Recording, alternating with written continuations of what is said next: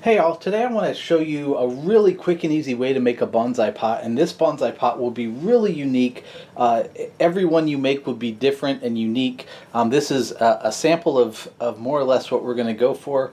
But before we go into how to build a pot like this, I want to address something that I think is really important for any of us who are trying to build with clay, and that is that we should not waste time. If you have built something that you don't think is just right, it's not worth keeping. It's not worth firing. If so, I built this pot, went together very quickly, which is the process I'm going to show you today. But I don't, to be honest, I don't really like it. There's aspects of it that I love. I like the bowl shape. I love the uneven and ruffled edges. I love the texture underneath. All that's good, but what I don't like is how close together the feet are, and so it makes a very small base. And I'm worried that if I put a large tree in there, it won't be very stable. So I don't want to waste my time with this pot.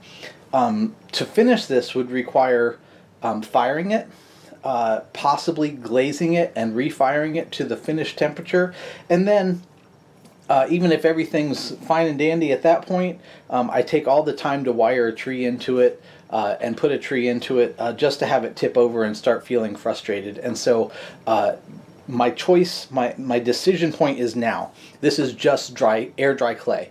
And so this clay can be reconstituted very easily. All I have to do is add water. So this pot, not a pot I want to keep.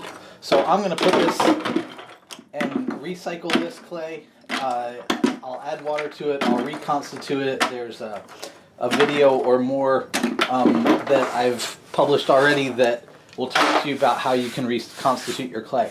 While we're on this topic, I want to make sure that I address the idea of a pot that has cracked as well. You guys have probably seen this one, and it's got this crack here.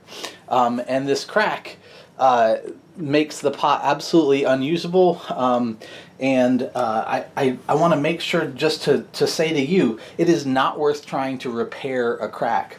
There are ways. There are products that are sold. There are paper clay mixes that you can make that the intent would be to repair a crack like that. But when you have a crack in the bottom of the pot, again, you spend so much time to build a pot, put a tree in it, and then have that tree break when it goes through a freeze-thaw cycle, or something else like that, and then all of a sudden you're conducting emergency operations to save a tree that has a pot broken around it. So again, not worth saving. So you don't want to keep stuff like that. Don't waste your time firing it. I hope I've made my point, but let's get on to how we build this little slump pot.